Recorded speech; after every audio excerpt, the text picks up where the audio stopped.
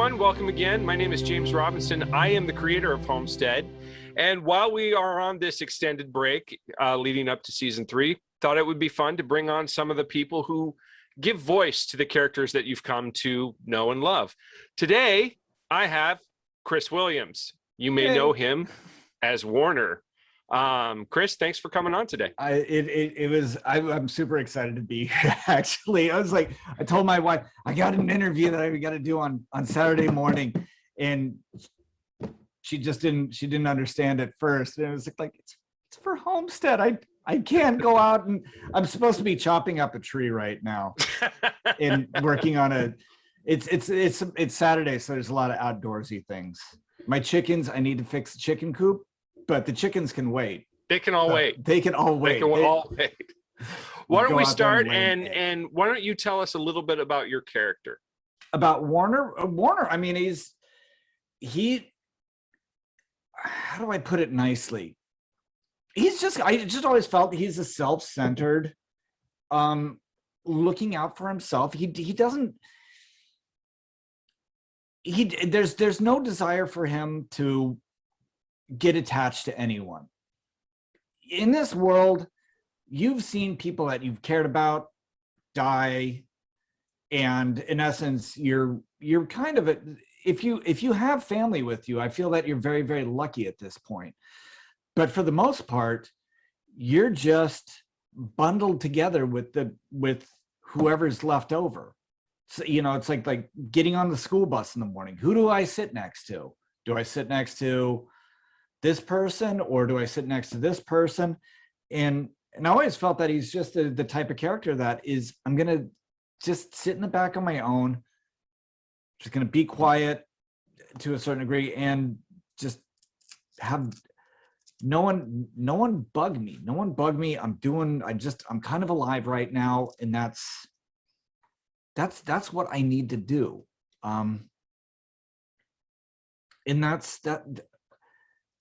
And I'm always curious of what it was like for him growing up. It was like what brought him to a level of just wanting to be just not trusting, so to speak, just not wanting to be around. It's like certain things I'm always thinking, it's like, well, did he ever have what were his relationships like before the epidemic? What was he kind of happy? Was he always certain people I think of with Warner and once again, I'm trying to be nice and not also make reference to the people that I'm thinking of, but they're always very, it's like oh, they like having people around, but they don't know how to relate to people. Mm-hmm. And I think that's just part of what he does. I've always had this theory of we have these social circles, and the social circle is like a rubber band. It's once someone goes out, it shrinks a little bit, shrinks, and he's that type of person that it's just gotten so small that it encompasses no one anymore. So that's kind of what I think of. That's the way I think of him a little bit. It's one of the themes that we've touched upon a lot in the last 2 seasons, in that what does it take to push someone to be the absolute worst? And I think Warner is one of those people that I know a lot of people see him as a villain, but I've never seen him as a villain. I see him very much as you said, self-serving, but I also see him as a coward. He's very much a self-preservationist. Yeah. He doesn't care about anyone else unless that person can help protect him in this world. Yeah. And at times like that means that he, if need be, can be very charming, can be very you know, for the most part, would always make people like that tend to, and tend to make extremely amazing first impressions, I think. And then you get to know them, and it's like oh, they're beginning to kind of miss the point. And sometimes you're just like did you just want to be like, did those words come out of your mouth? And that's some of the things that go through my mind when I see him, of what it's like. It's like I don't want to say like a salesman type aspect, because but I think of sales people, typically it's like they have the ability to go out and meet someone that they've never spoken to before, and truly go out there, make this person feel good about themselves, and make them want to listen to them. And that's truly, I mean, it's a gift. But like, as I quote, no, would it be a Spider-Man quote to say that if you have a gift, you have to use it properly, so to speak? A gift in the wrong hands. That feels very Ben Parker-ish. I've always felt like maybe before the pandemic, he might have been thinking about going into politics. He's always been very charismatic and very passionate about whatever he's speaking, however misguided he might be. But again, his focus is always on number one. His focus is always on him. And as I think about politicians, it's very difficult to convince them that some of their ideas may or may not actually work. Yeah. Especially if you're a little plebeian. Well, let me ask, how do you think that you and Warner are similar? How are we similar? I think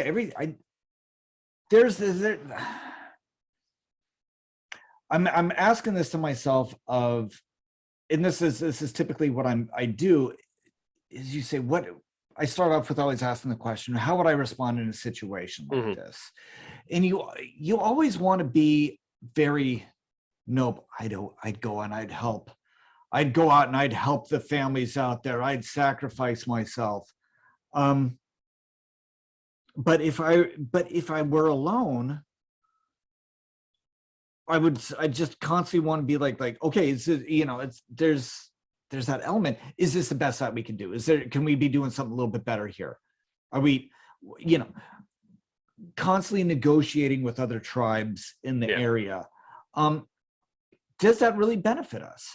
Are we getting anything out of this? Are we just giving stuff to people who are, once again, in my mind, or maybe even in Warner's mind, they're taking from us.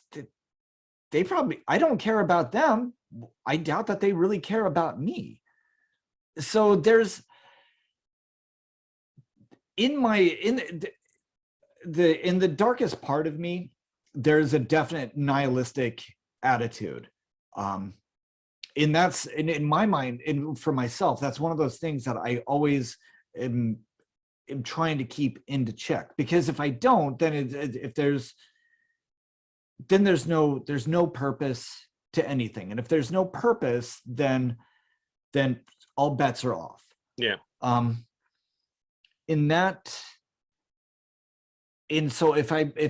So once again, if I put myself into this situation, how quickly will I go into the all bets are off element just to take care of me without my family or anything like that? And that's it. We also, and then what happens is, I think we want to justify all our bad actions. And Warner's very good at justifying things to himself, I think, as opposed to, the group at large. Yes. But again, we go back to how charming and charismatic he can be. And the episode where he got the council formed, we saw how persuasive and charismatic and very good at pointing out what he sees as being the flaws of their system. and rallying people to believe we can do better, when really all he's trying to do is put himself in a position that he can make decisions for himself. And Yes. and like you said, going back to trading with other tribes and things, he doesn't see the benefit. No, why would you? If they, depending on what they're getting, unless you're basically duping some of the other tribes into giving something that is gonna have, it's gonna always, in a transactional element, who's getting the better end of the deal. Yeah. And sometimes you're just like we're getting the short end of the stick here. And Well, if the other tribe is going to sense that, they're going to start scamming us more and more and more. See, once again, this is the downside. I end up speaking or trying to think like that. And that's that road that I think gets kind of scary sometimes too, is when you're like, I don't actually want to turn into that. I would rather, it's like one of the more frustrating things is that I'm always at odds with Travis, because I really enjoy Travis. I love him. I'd be like I'm always like, I want to give you a big old hug, but I can't do that because you get on my damn nerves. Well, I will say one of Travis's complaints, especially this last season, is I gave you all the good lines.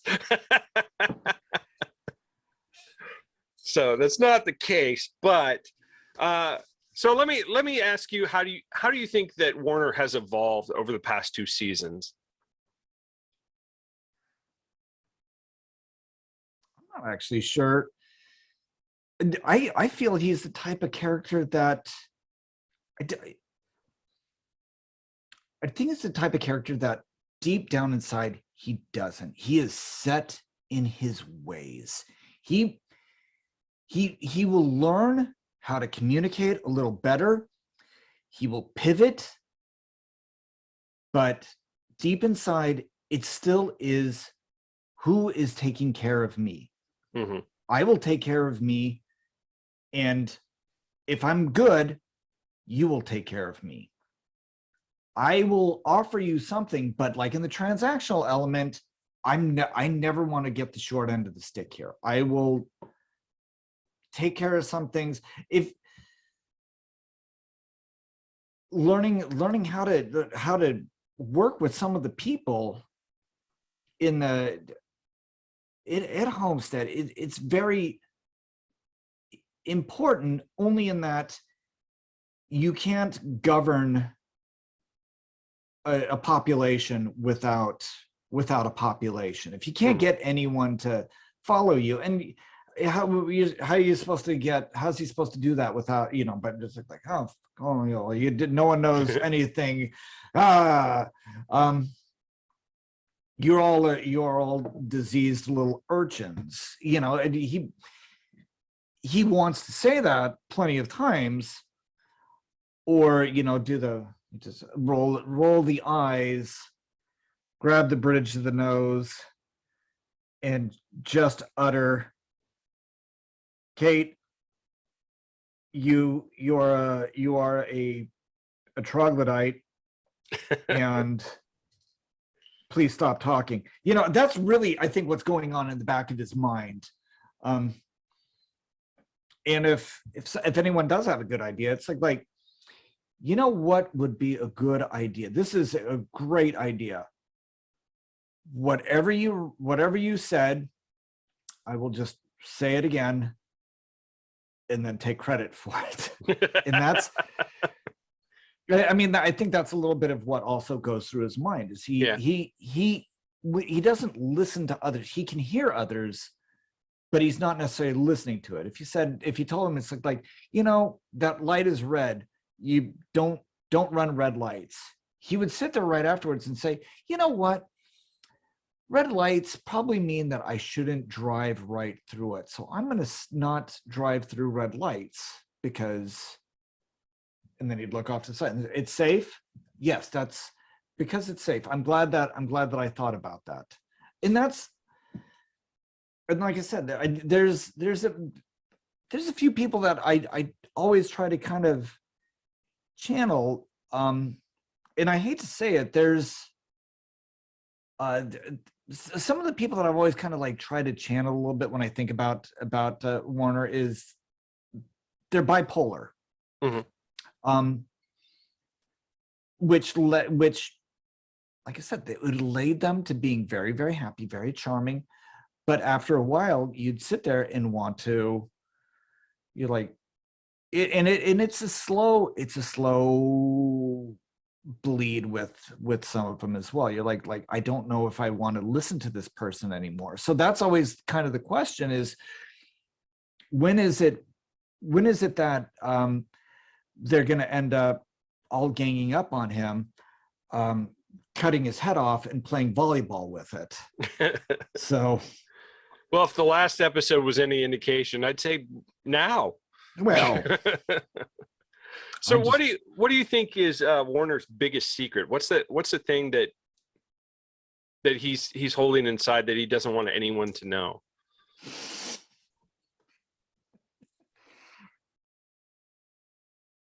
What's my limitations on using 4-letter words? None. Oh, okay. It's got a tiny pecker. No. That's a 6-letter word, but I'll give it to you. I know. I don't think we use that word enough in everyday life. So I'm bringing it back.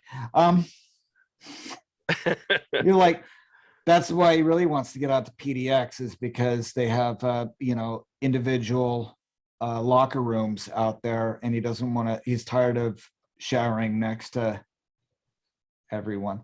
No. What?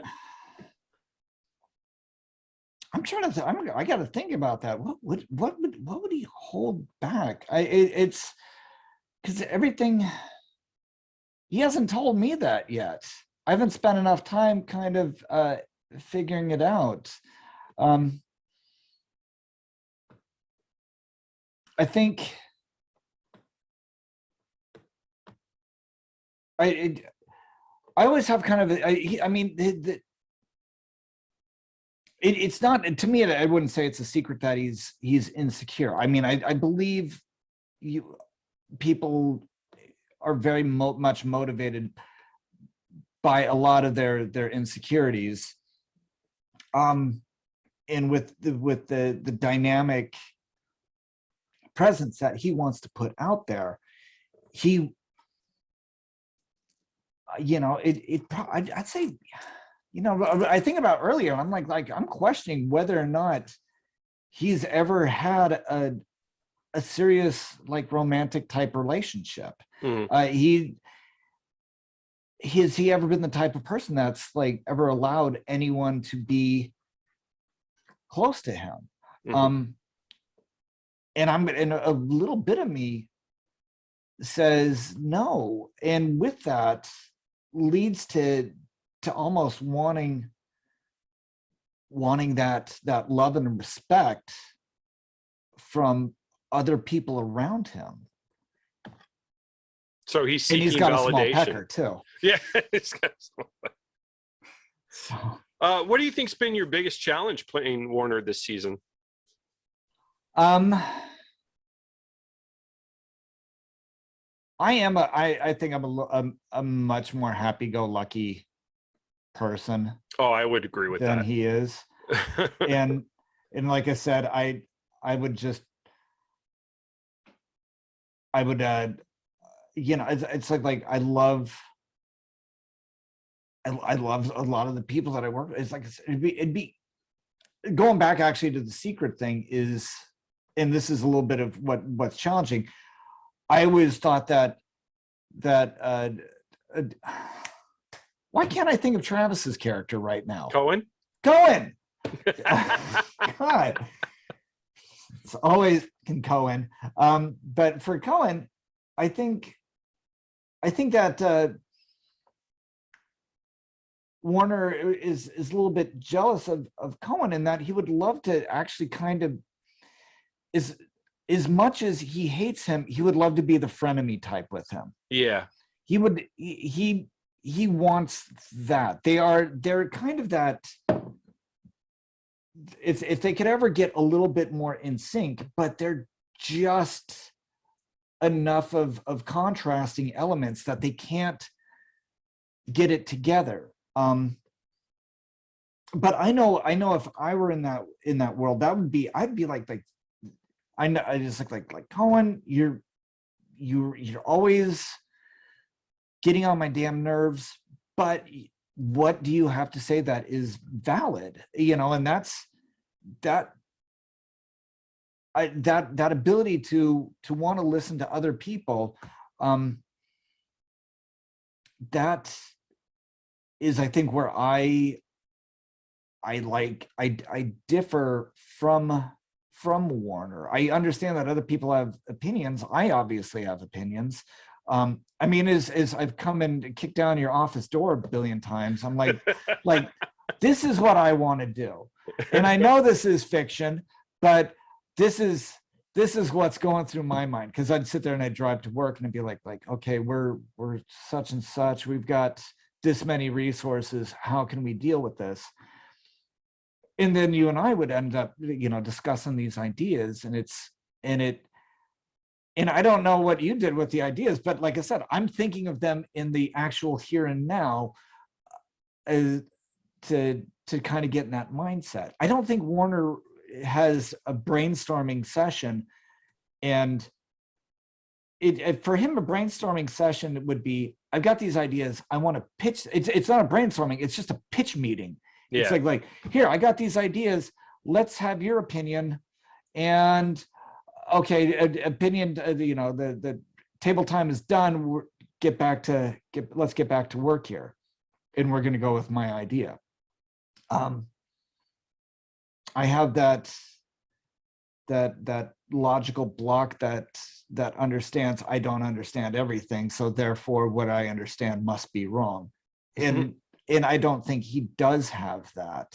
It's just everyone else is wrong, I'm right. So that's where I feel. That's where I feel at most odds with Warner. This is the one statement that I felt, at least about me, and it's a very contradictory statement, but in a very confusing one forever. I've always been proud of my humility, and I don't understand how that works. But at the same time, I don't think he does have an ounce of humility. Even if he's like squares or circles, people will stare at him, and he'll double down on that. Mm-hmm. So what was your favorite moment of this past season? Whether it was a Warner moment or just in general, what was your favorite moment?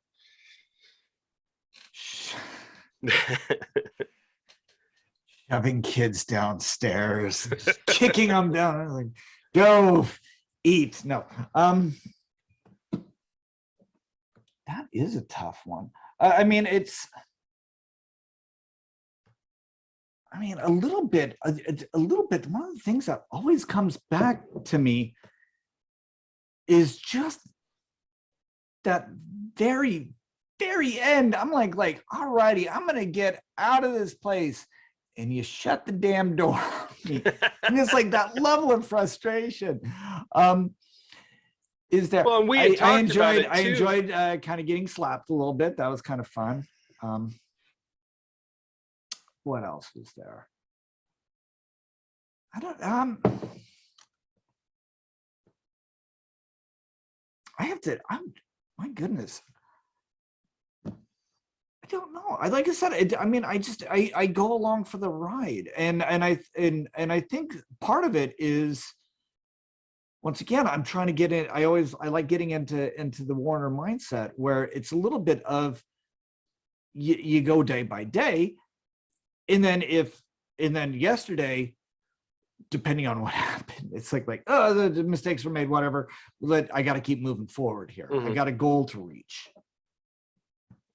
And that's Well, we did talk about too in that last episode how uh, for Warner, he had won. Yeah. Being able to leave and have as many people following him as he did, he had won. He'd beaten Cohen. Yeah. And even though, like, I like what you said about them just being out of sync, and that if things were a little bit different with each character, they could be the best of frenemies. Mm-hmm. But their relationship has always been adversarial. Mm-hmm. And while like Perry Mason and Mr. Berger. Yes. The difference is with Perry Mason and Mr. Berger, there's a level of respect. There's no respect between Cohen and Warner. No, I don't think, because Cohen is constantly talking about plowing chicks in the back of his '83 Bronco. Well, and like you said, a football game. I feel like now there's this jealousy because maybe Warner looks back on his high school years and he didn't have any of that. No, he spent most of his high school shoved in a locker. And I'm not talking about the full-size locker. I'm talking about the half-size locker. like my God. So I would love to know, if you could play any other character, who'd you like to play and why?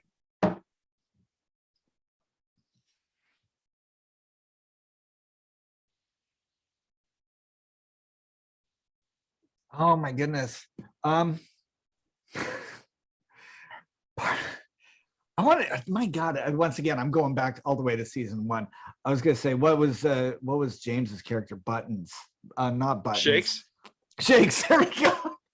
Just because it'd be fun to do all the script. Oh God, why am I not dead yet? Oh my God, they pulled me apart. I didn't just draw out like a death scene for about like 15, 16 minutes. It's like the scene in Austin Powers where Will Ferrell falls and he's like I'm not dead yet. I'm not dead yet.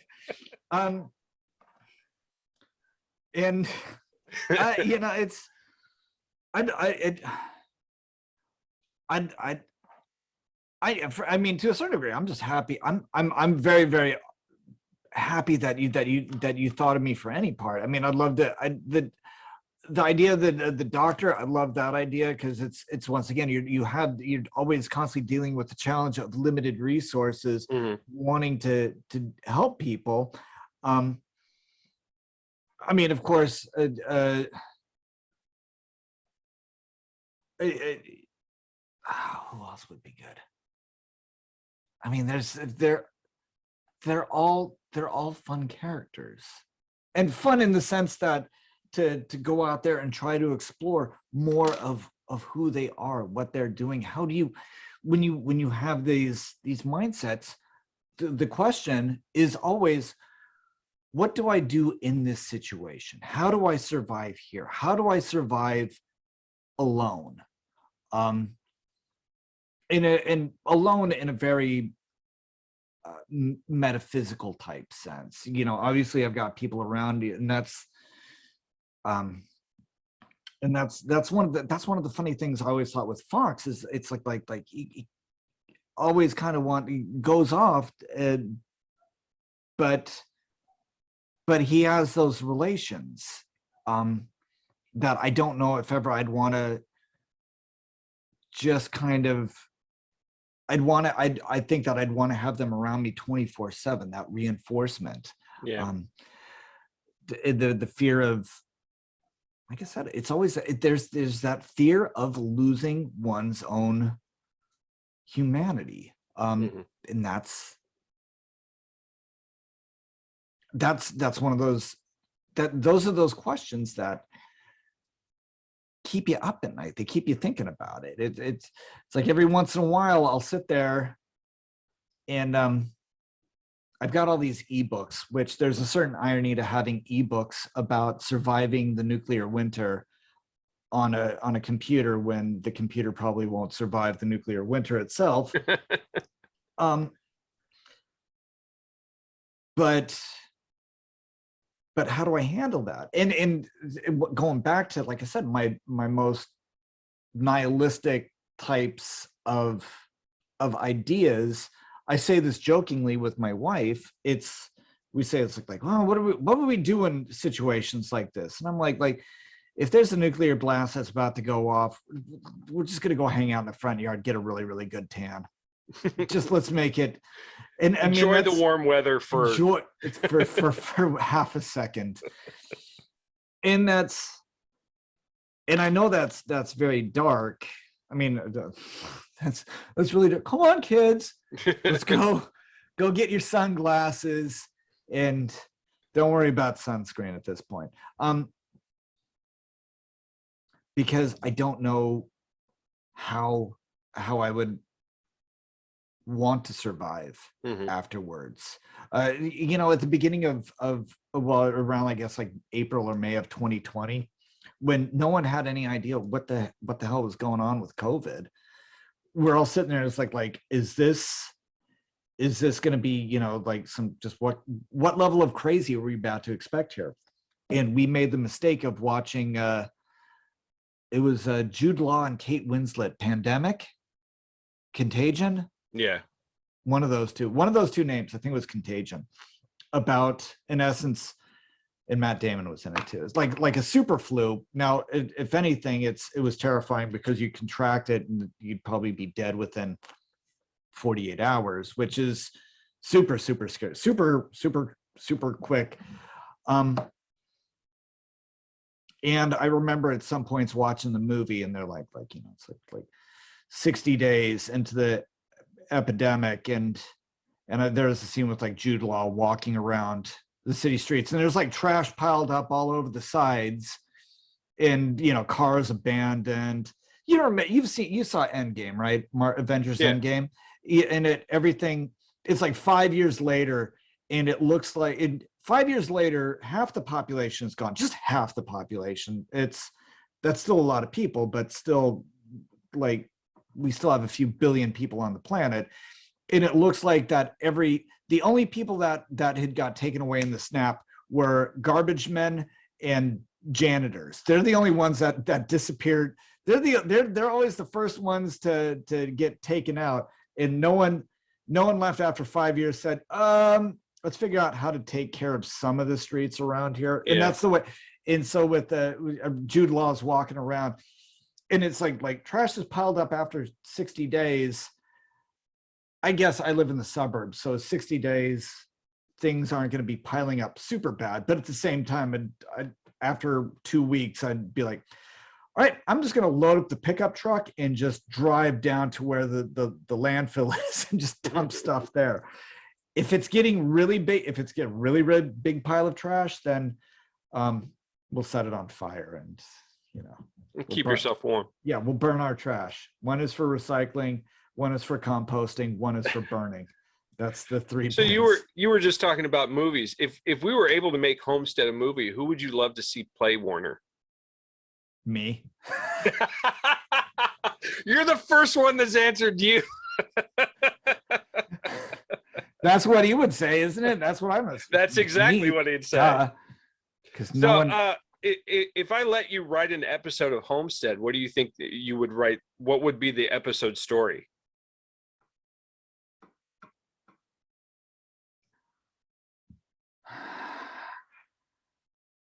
That is a really tough one, because the inflated ego part of me would of course want to do a heavy Warner based story. But I'm always fascinated with the elements of how people handle when they're out in the wild as well. And what you do in these situations. What do it's you're out looking for materials. Do people sit there and enjoy squirrels? There's two squirrels running around. we always can tend to stop and just kind of enjoy them for like 5 minutes or something like that. Do you ever enjoy, or for even a better analogy, I've got deer that they live at the park not too far from my house, and so they come up our street and they hop through our yard, and I won't even realize it sometimes. Like the other day, I pull up in the driveway, I had to go run into the house to get something, and without even thinking about it, I spooked the deer. Was in my front yard, and I spooked him pretty hard because I was running to the front door and bounding off. Some of that, those simple elements of some of those simple beauties of life. How do you sit there? Do you want to enjoy that when you're out there, knowing that anytime if you fart too loud, someone's going to be on top of you trying to either rob or eat you? That's how, those are the questions that I love looking at. How do you maintain your humanity when there's no motivation, no reason to keep that? When you want it, when you're just truly need to be in just a survival mode. What do you do about, or like some of the day-to-day things, like what is it like in a taking care of the gardens for a scene or so? What is it like, once again, going back to squirrel, what is it like trying to come up with a good meal based on squirrel meat? Squirrel. What does squirrel pair with? I don't know. It's kind of stringy. Pigeon. Them's good eats. Sometimes they come with little notes like they're like a fortune cookie with wings. I stole all that from Grand Theft Auto 3, by the way. I got to give credit where credit is due. Do you remember? You remember that game, right? I do. Yeah. I do. Yeah. I remember Pork Chop. He did a bit about finger puppets, doing a finger puppet show. But the talk radio station in Grand Theft Auto 3, it was only an hour long, but it was one of the funniest bits of comedy ever. I remember I ripped it from, all the audio tracks were just an MP3. So I just pulled it from the game, put it onto a CD, and I would just listen to it every once in a while. I think I've got the disc around here somewhere still. It was good comedy. I was like, oh, I love this stuff. So, and that's how it started. I don't know who it was, but they're talking about eating squirrels and pigeons. So to whoever wrote that, is it whom or who? To whom? To whomever they're the object of who wrote that bit. It's a very wonderful, wonderful work. It's lasted 20 years. Just one last question before I let you go. What do you think the future holds for Warner? He will be a meth addict's poop sooner or later.